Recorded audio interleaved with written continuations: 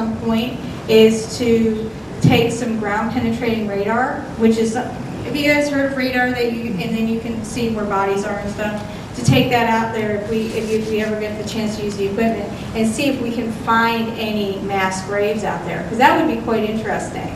Because it would kind of make sense that they would do that, because it's far enough out. If they didn't have a whole lot of place to bury folks during an epidemic, during, in Cincinnati proper, the picnic grounds would be a logical place to do that. But I don't have any proof right now. But it's an interesting thing to think about. Fernbank Dam. How many of you heard of Fernbank Dam? Now this is actually part of the the Heflings own this for a while also. And it's now next to Giles Conrad Park down on Route 8. And there isn't any evidence of the bank still here on our side of the river, but the Boone County Parks Department owns the property. And this is actually really cool. This was actually part of the Petersburg Album Collection. Down in Petersburg, we found that people were kind of gathering up all their stuff, all their historical documents and stuff, and kind of leaving them down there. But I was able to go ahead and digitize a lot of this information, which I'm grateful for. And so this was September 5th, 1911. And it was a big deal, this dam opening up, okay? So this was before the 1918 flood, okay? But it kind of raised that pool level up so we could get some more travel. Because during the dead of summer, some years, the river get down to 1.5 feet. Can you imagine trying to get down the river and being stuck and all your supplies stuck because you can't get down the river? Portaging all that food and supplies and things like that. So the dams made it easier to get up and down the river more consistently. So they had a huge opening. These are all steamboats. They went down for a party. And it was like a 2-day christening of the dam, sort of. It actually lasted like 5 days. On the last day, on Friday, what they did was they had an auto race and they had an airplane demonstration. And they called it aeroplane, A-E-R-O, aeroplane. And so that's really cool because that was the newfangled technology back then, and they were celebrating the opening of this dam from between spanning Ohio and Boone County. The North Bend area. Now, we all know the North Bend area. It's kind of towards the end of Route 8. It kind of just stops and pitters out. But it was actually, at one time, very important to the development of not only Boone County, but this whole area. How many of you have heard of the Society of the Cincinnatus? That group was put together by George Washington, okay, 1783, towards the end of the Revolution. And what he was finding is that he was having his officers were starting to mutiny because they weren't paying their officers and they weren't paying for supplies or anything like that. So officers were going into debt trying to keep their soldiers and their troops supplied with food and clothes and all that. And they were like, well, forget this. We don't want to do this anymore. And George Washington said, wait, stop. You are not fighting to gain wealth. You're fighting for the principles of Cincinnatus, who was a Roman warrior. So then they created the Society of the Cincinnatus, or Cincinnati, based on the fact that now all of these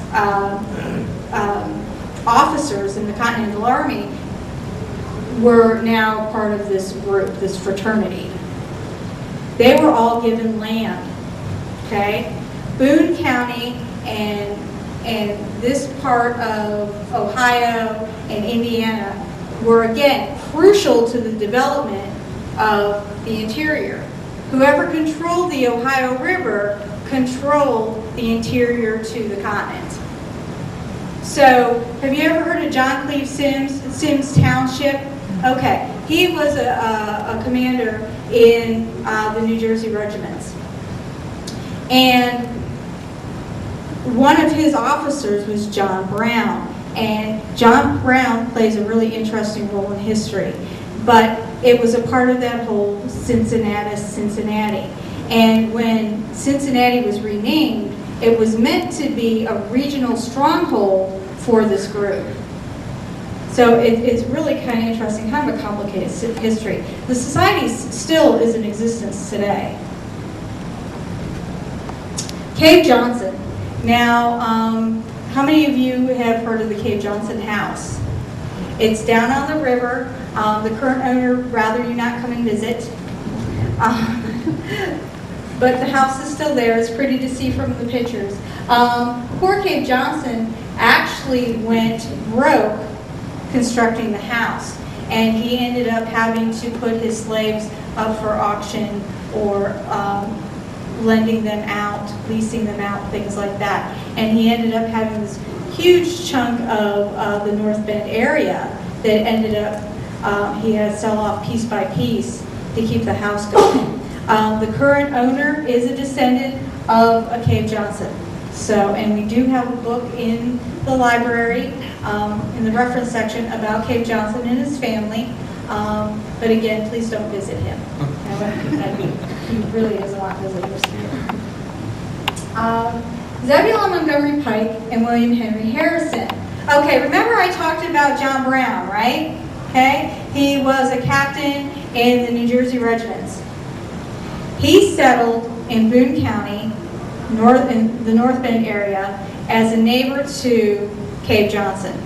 Okay? How is John Brown important? Well, John Brown's daughter, Clara, married Zebulon Montgomery Pike of Pikes Peak fame. Okay? He was an up-and-coming young man when she married him. There are thoughts that they were first cousins. That's not really proven beyond a doubt. Some people say they eloped, but they didn't. We have a marriage record in Boone County. May have been after the fact, but you know, there is a marriage record in Boone County. That sometimes happens, that they'll go off and get married and the parents will go, okay, no, we're going to do it right. Here, you're getting married. And Clara and her children would stay with her father, John Brown, on the plantation in North Bend while Zebulon Montgomery Pike was going off and exploring and actually fighting in the War of 1812. And he died in the Battle of York. And he's buried up in New York. But his daughter was down here living with his mother. And his daughter married John Cleve Sims Harrison, who was, their next door neighbors across the river was William Henry Harrison, President William Henry Harrison, okay, who was married to John Cleve Sims' daughter. They're all kind of intermarried along there. And it's very interesting when you do this history, you're like, well, it's just Boone County. You know, little old Boone County. Nothing happens in Boone County. Everybody's connected to Boone County somehow. Trust me, they are. It's very interesting. And so William Henry Harrison's grandchildren were raised in Boone County. John Cleve Sims Harrison had a bit of an issue with embezzlement and the Indiana government, state government. And they ended up coming back into Boone County, and both parents, both Clarissa Pike and John Cleve Sims Harrison, kind of died young. So Clara Brown Pike ended up raising her grandchildren, all 5 children. I believe there were 5 of them. And so they're all related in here, and it's very interesting. The most interesting story about them, though, is William Henry Harrison V. Okay? He was living up in North Bend, okay? And at the Terrell Moore house was right next door to them, and one of the Moore girls, he decided he was in love with her. But she said, well, you're not really in love with me, you just want a loan, so how about I give you the money? And he tried to kill her. He tried to kill her, and one of their black servants kind of ripped him off of her, because he was strangling her or stabbing her or something. and I think it was stabbing, and he was sent away for a while.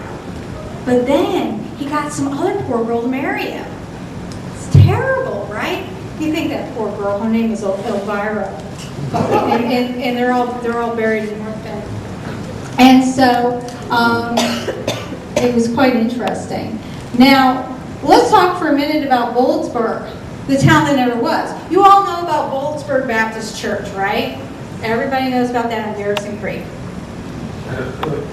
Cave Johnson actually platted a town called Boaldsburg by his property. We think it's about where that blue square is, but it was somewhere in there. And again, don't go looking for it because the current owner won't be happy. But it was one of those towns, and we have a couple of them in the county, that were platted. They were meant to be, but they just didn't happen. And so this is one of them. So it happened early on. We think that the records should be within Campbell County, but they may actually have been before Campbell County. And Boaldsburg Baptist Church was then created in about, 1794, or about the area around Garrison Creek. So, and of course, Jim Duvall knows a lot more about that than I do. But, so it should have been there. And there's just a deed record with a little bit of a plat. And that's all that talks about it. Towsey Town. Okay, so we're going around the bend. Okay, we are still upriver from Petersburg. Okay, there was a place, they had the Lawrenceburg Ferry, Ferry Road and Second Creek Road. There was a little town there, starting about 1804. Okay, and the Towsey brothers, Zara, Thomas, and Moses Towsey. It was a very well-off little community. They had a ferry, they had a warehouse, they had a store. They are related to the Towseys from the Towsey House, Erastus Towsey up here, and also with the Towsey House across the river in Lawrenceburg. It's all one family. They came from New York. And the town was going great, basically up to the time where Moses and Thomas died, about 1834, 1836. The family kind of moved away and the children died young, and there really isn't anything left standing of that property now, although again, there was a ferry running out of there for quite some time, but the town wasn't necessarily there. And you will see some indications in the Boone County Reporter, the early years, that they were calling a place Towsey Town. And so this is where it was. And actually, it's kind of cool. Let me see if this is the next photo. Okay, so here's the Lawrenceburg Ferry at Towsey Town. Okay, so it's going from Lawrenceburg, Indiana, back over towards, you're looking at Boone County. Remember, Boone County sits a lot higher, on the river. So if you see those high bluffs, you're really looking at Boone County, not Ohio, not Indiana. And it looks like that's probably perhaps a steam, and it's called the Carolyn. And we do have some other photographs of that. This one was online at CincinnatiNews.net. But this is called the New Ferry. And of course, you still have a horse-drawn carriage, but it's a new ferry about 1910. What's great about this ferry, okay, is that there's a ton of tragedy surrounding this ferry. And in, I believe it was 1911, okay, David Piatt, okay, he was living he was of the Piatt family, sometimes known as the Piatt family, but they like to call it the Piatts, okay? And there were all sorts of tragic events surrounding this ferry. People would get murdered on the ferry, people would drown on the ferry, people would go bankrupt having the ferry. And we actually have this article, the original article, online. So if you put in Haunted Ferry in our catalog, you can pull up the PDF and read the article right online. It's a very cool story. It's tragic because, people died, but it's kind of cool too. Jacob Piatt, Revolutionary War veteran. Now this house is just in basic ruins right now. It is up on the bluff over Towsey Town, okay? And Jacob Piatt was a Revolutionary War veteran, and it was called Federal Hall, and it was the gem of Boone County. It was a gorgeous, gorgeous house. And what happened was that it's had tenant farmers in it for years and years and years, and the last set of tenant farmers, the house caught on fire and burned down. So, but this was taken in the 1970s from an aerial photograph. And you can see, you have the original federal style house and then the additions. Colonel Piatt is actually buried. You're actually looking towards the river. Okay, so this snowy slope behind you is back towards the interior of the county, and that is actually where he is buried. And apparently it was just a gorgeous house at one time. He was actually an anti-abolitionist, and in the early 1840s, okay, before he passed, I think he passed in 43, right before he died, he actually went and debated in Cincinnati, he debated an abolitionist about the role of slavery in society and things like that. So he was very outspoken slave owner. And that really gets into the whole point of what we're finding in the county is that we have both abolitionists and anti-abolitionists. Not necessarily slave owners, because you had slave owners that were actually abolitionists also. That it gets kind of complicated, and we're working on a book that's going to explain all that. But he was one of the folks who had slaves and was very vocal about the right to have slaves. Petersburg. Everybody's heard of Petersburg, right? Okay, it's down on the river. And it's a pretty little town. It was actually established by John Grant, who was the nephew of Daniel Boone. For years and years we thought, oh well, okay, there's actually no connection to Daniel Boone in Boone County. The county is actually named after Daniel Boone as sort of like a caveat. He was on his way to Missouri, and he was leaving and never coming back, to Kentucky, and northern Kentucky. There was a new county being established, 1798, and they said, okay, well, we're going to name a county after you. And he kind of waved at it as he went downriver, But actually, he did have a connection to Boone County. We didn't know about it until we were writing this book. And one of Daniel Boone's sisters married a Grant, and John Grant was his nephew. So he had a lot of property along the river. I believe it was 750 acres, which is not a whole lot, but it was pretty good, for riverfront property. Wouldn't we all like 750 acres of riverfront property right now? Sure we would. And he had a ferry down there. We think that maybe the core house of Shramp's Tavern, which are owned by Butch and Marianne Wainscott, there is a core that dates back to about 1790, and we think that might be part of the whole grant. How can you prove it, right? But we think that it's in there, and it's a part of that. Now, Petersburg first, though, was established about 1200 AD by Native Americans. And so there's actually a Native American village underneath the main town.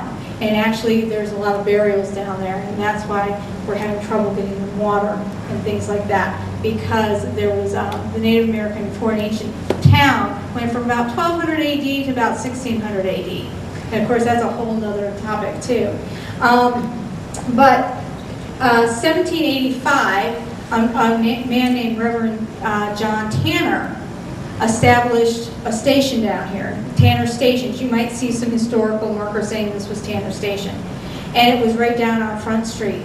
And How we know about him, a lot about him, is the fact that his son, when his son was 9 in 1789, John Chandler Jr., was captured by Shawnee and taken up north. And eventually he lived with the Ojibwa tribe up in Canada. And his story about 1830 was written down and documented by missionaries up in Michigan. So we have a whole story in our system about John the Falcon Tanner. He did come back to Petersburg at one point. He was looking for his family. And he lived and settled in Petersburg for about a minute. Not very long. There are stories, though, and it's not proven. We cannot prove this. He brought a white wife with him. We know for a fact he had 2 Native American wives. But the rumor about town in Petersburg was that he had a white wife. And she disappeared at the same time he did, and he went back up to Michigan. They excavated what used to be the Tanner Station when they were building the Lion House down there on Front Street.